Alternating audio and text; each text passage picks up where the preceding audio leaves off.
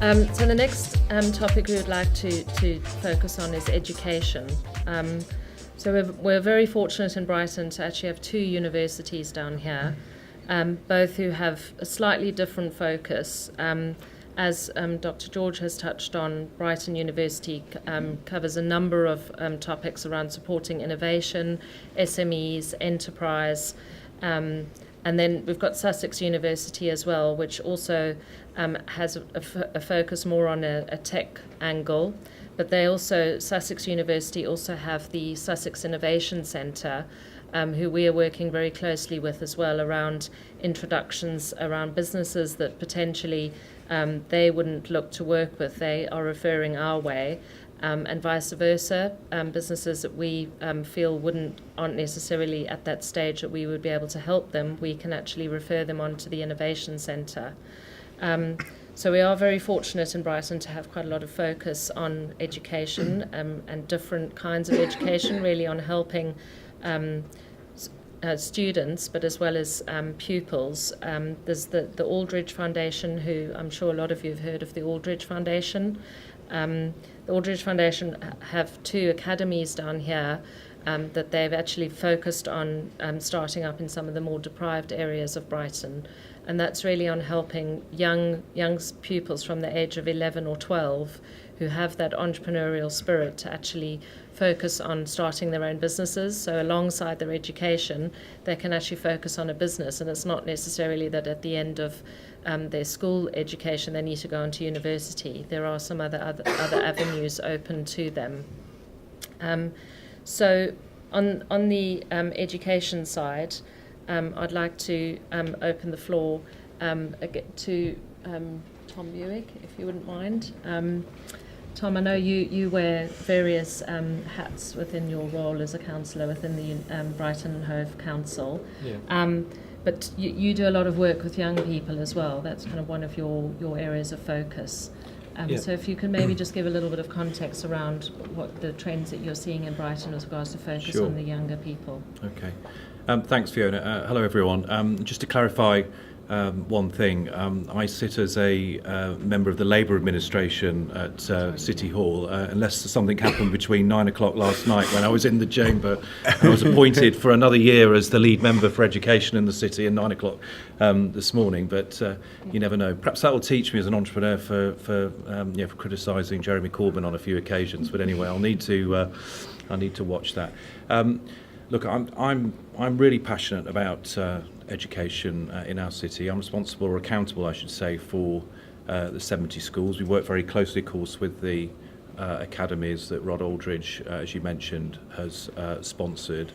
I've spent about 15 years now in terms of my career in post-16 education and training mainly. I've set up two charities, two for-profit businesses, sold one very successful international business to a Middle East client just 2 years ago, and I'm now on my fourth startup enterprise, which is expanding as we speak. I'm about to take on 8 members of staff here in the city to help me grow my transatlantic skills consultancy. So there's a huge amount going on, but what I see in the city at the moment is a real sort of disjunct between what you might call the mainstream education system, which is very much incentivised. I don't blame the schools or the teachers for this, or indeed the governors, but schools are incentivised to get their children to pass exams and to reach national targets.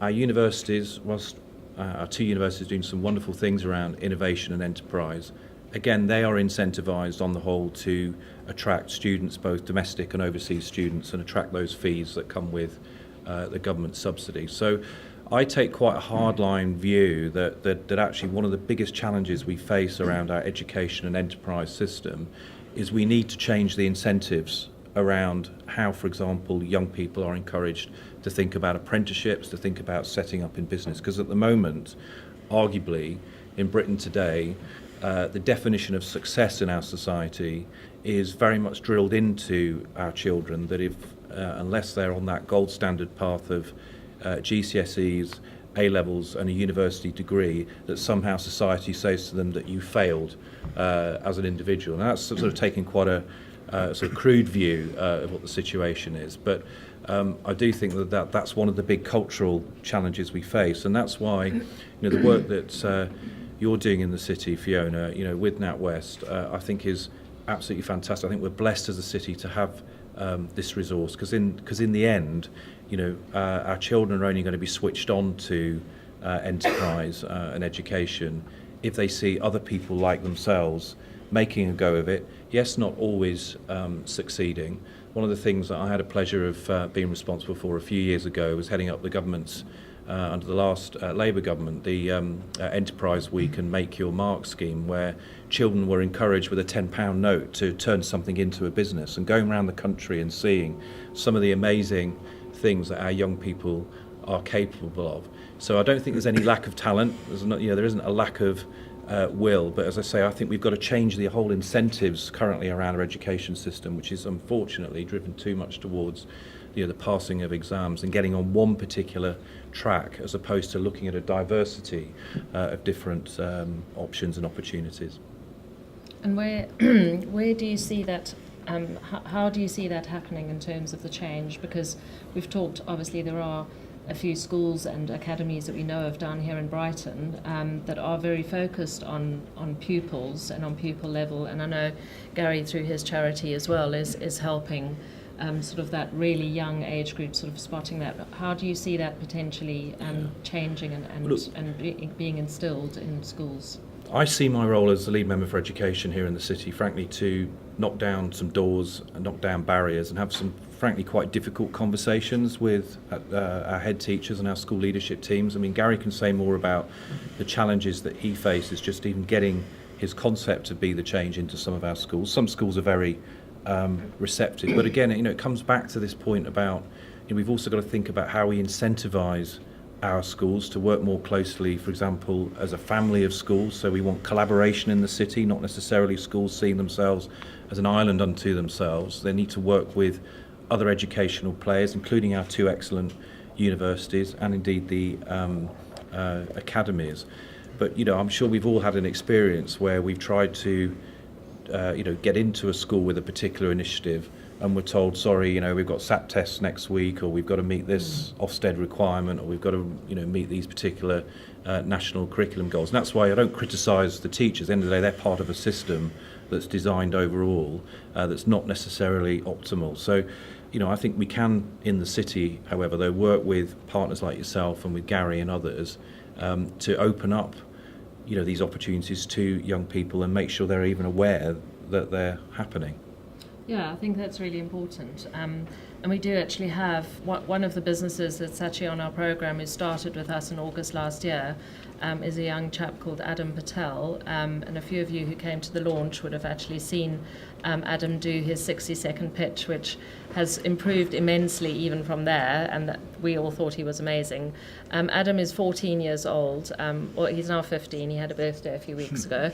And Adam has very much, he's come from a very inspiring and motivating family that are very focused on helping him from a very young age. He talks about his journey from 8 years old when he thought of an idea, and his parents have very much encouraged him to actually focus on his business and as an entrepreneur, and he's homeschooled, so he spends most of his week in here with us in the hatchery with his father, focusing on his business, and then he has his lessons at home on a Saturday morning, and he's currently doing, is it 2 or 3 GCSEs he's doing? I don't know, Mandy, you're his enabler. Is he doing 3 GCSEs? Yeah. So it's very much, it works very well for him, and I know that that's not always for everybody, and he is a very driven young man, but that is just an example of where education can work alongside that entrepreneurial spirit and really encouraging it and flourishing. So Gary, would you mind if I turn to you just to talk a little bit about your Be the Change charity that you've started, and that sort of challenges that you're seeing from the pupils and the young people that you're working with? Okay. I think it's important for me to make it clear while we're on the topic of education that I haven't even got one, right? So there's a sense of irony attached to this whole conversation, but there we go. So I'm a Brighton lad, my dad's a mechanic, my mum worked in a supermarket for years and years, and I had no entrepreneurial spirit about me at all as a young person. I just couldn't get a job. So, but, you know, I go back, I started my business 15 years ago when I was 25, 26. And the word entrepreneur probably didn't exist then. So the only support mechanism I had was a bunch of grey-haired people who used to work for a business who thought they could make a few grand a week or a month in consultancy fees and set me up on my merry way. So I wasn't planned. My first business, which I still run now, is called ICP Search. It's a executive search company. Recruits globally. We placed people into 44 countries last year. And how I got to do that, I have no idea. My more recent company is lovelocalJobs.com, which Brighton and HoveJobs.com is part of the family down here. And I do know how I got into that, and that kind of links to the topic that we're talking about today. So I started my first business because I was a frustrated employee. I didn't want to go and set up on my own. I just wasn't happy where I was. So I, of course, thought it was easy. Well, you just need a phone, a computer, a few quid, and away you go. Well, that certainly wasn't the case. So my experiences and failures through the years are probably my tools for the next generation, as opposed to what I think I know. I can talk about what I didn't get right and what eventually went right. Now, the Be The Change programme was inspired indirectly from the chap who gave me my first job. So he saw a 20-year-old without any GCSEs, without any A-levels or GMVQs, albeit I did try and have a GMVQ, but I failed twice. So I dropped out of City College and I dropped out of Arndine College. So I certainly didn't go to uni. So I feel honoured to be sat next to such a clever man. But he gave me a break, and that was really quite pivotal in setting me up for the world of work and what I do now. So what I see in schools now is a lot of amazing talent, full of energy. But I don't see a lot of hope, and I don't see a lot of confidence. I see a lot of insecurities around what they're going to be when they're older. In 50 years' time, was it 20? I think it's 20 years' time. In 20 years' time, 50% of jobs today won't exist. And what support mechanism do we have for the next generation to help them find their next job when we don't really know what their jobs are going to be, right? So the Be The Change programme is not a charity yet. Okay. It will hopefully become one, but it's a project in its first year. And our specific focus is to work with disengaged young people across the county and maybe further afield across the country. We work in partnership with a company called Human Utopia. And when I say disengaged young people, I mean disengaged. Now, we can talk to young people all day about do your CV, prepare for school, prepare for this and prepare for that. But if they're going through something at home or at school, i.e. bullying, maybe dad's an alcoholic, maybe they've just got no money and they really are down on their luck, whatever it is, hope and confidence is low. They're dealing with something. So all the while we hit them with the advice that we give them, it's not going in because they're not interested. So Be The Change is very much focused on dealing with the barriers that they face individually and helping them through those for a sequence of events which then better set them up for the world of work and, dare I say, maybe even setting up their own businesses. But it's more about giving them confidence and hope and pathways into jobs for the future. And do you think there are ways that the schools, I know it's not the school's responsibility to necessarily manage the social situations, but are there ways that potentially they could help with getting the children more focused on the schools? And on what their strengths might be, the pupils? Tom made the point before that the schools have a lot on their plate. So the problem is fundamentally at a much higher level than the schools. The educational system needs a revamp. It's out of date, it's out of tune, it's not set up for what we need moving forward as a country or even as a world, right?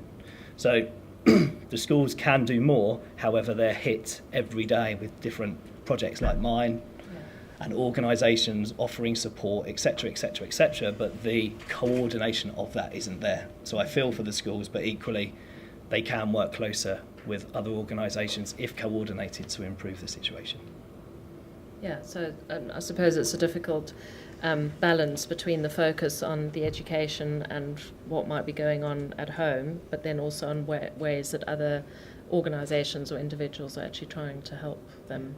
There's a lot you guys are doing and the people around the table and the people in the audience that we are doing.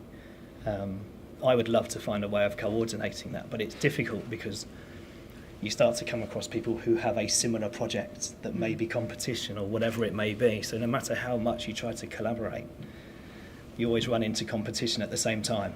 Yeah. So I don't know what the answer is, but we certainly need to be better working together to improve lives of young people locally. Yeah, and I think, and we'll come once again to touch on that in the collaboration piece as well, around how different ways that a lot of organisations, a lot of people that are in this room today as well, can potentially help young people to get involved. So thanks for that, Gary. Mel, do you mind if I just ask you, because I know you're obviously an entrepreneur, female entrepreneur, you work very hard on your business, but you've also got 3 young children at home. So just wondering how that, if your entrepreneurial spirit and has rubbed off at all on your children, and how you feel about the balance between education and entrepreneurship. Yeah, okay. Hi everyone. Yeah, I was just thinking about that because my middle child, my only son, my other 2 girls, he's just turned 8. One of his favourite questions is, Mummy, what job earns you the most money? And the other, we were on an aeroplane actually, he said, does the Prime Minister earn the most money? I said, no, he hardly earns any money. And as I said that, I saw the man behind me must have thought, crikey, what planet is she on if she thinks he doesn't earn much money?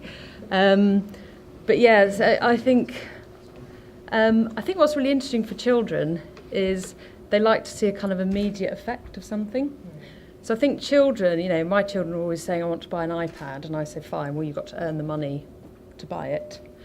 So they kind of think, okay, well, if I do this, I earn that money, I can buy that thing. So I think the thing about business or entrepreneurship is children get it.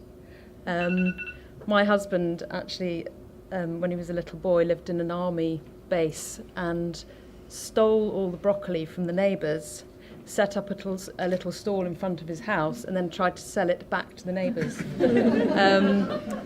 He was in a lot of trouble back in the 70s. Yeah, so I think children do get it actually, and I think one of the problems. I did an event actually in February with a government minister actually in her constituency about specifically girls from very underprivileged backgrounds and raising their aspirations and ambitions. And it was me, and it was the I can remember her name. She's quite famous. The Anne Summers lady, Jacqueline. And a couple of other female entrepreneurs, and actually the most senior female in the Navy, British Navy, which was very cool. And these girls just had no idea. And I think and it's not just that school. It's also my kids, don't hate me, Brighton are at private school. They've also asked, the headmaster has asked parents to come in and talk about what jobs can children do, because they just don't have a clue. And these are children at a very privileged school with very successful, wealthy parents. So I think it's an issue. And a careers advisor from this school in Gosport said to me, the thing is, we don't even know what jobs there are. And so we can't inspire the girls. And actually a girl emailed me, which was lovely, and said to me, you know, I thought I wanted to do this, but now I've met you, I want to do what you do, which is exactly what we were hoping for. So yeah, I think my eldest daughter's dyslexic. So the point you were making, Tom, isn't it? Yeah. About schools are very just sort of one-dimensional around the grades you have to get. So if you look, lots of entrepreneurs are dyslexic and did terribly at school. And I keep saying to her, look, I know right now you feel that you're not as good as the other children because you don't get A stars and you find it terribly difficult to follow, but you're way sparkier, way brighter, way more creative. And when you grow up, those are skills that will be far more valuable. I mean, I know lots of people who went to very posh schools and went to university and haven't done particularly well. So that's something I also all the while say, make sure you get an A star. No, I'm just kidding. But, you know, I don't know if that, does that answer your question? Yeah, it does, very much so. Thank you for that. I think there was also an interesting statistic quite recently about the fact that they found in schools that more the boys are less successful in school than girls. So it's quite interesting what you were saying about that your daughter is dyslexic and she's still portraying different kind of maybe entrepreneurial. She's looking at other ways that she can be successful as well. So that might just be that girls are obviously so much better than boys, but yeah, but they are. Actually, you just reminded me of something. There's a lady in the audience here who was at the same thing as me. I was speaking at an APPG around women and enterprise, and one of the questions was, why do more men start businesses than women? And everyone knows the stat that if men think they can do 30% of a job, they'll apply for it, and if women think they can't do 30% of a job, they won't apply for it. And somebody said, and I can't remember who it was, said, girls are taught to be perfect and boys are taught to be brave. So women grow up with this, I can't start this business unless it's absolutely perfect and I know it's going to work and everyone's going to love it. Whereas men go, I'll do that. And they just think, well, I'll just do it. And that's the difference. That's fair. Yeah. Harsh but fair. yeah. And I think that's my advice to women was be more like men, be more delusional. And I talked about this at the NatWest thing. And the fact that women look in the mirror and they're beautiful, stunning women and they see an ugly hag. And ugly men look in the mirror and see Brad Pitt. So we just need to be more like men. I didn't think I was Brad Pitt. Right. So on that controversial note, we will move on to the next topic, please.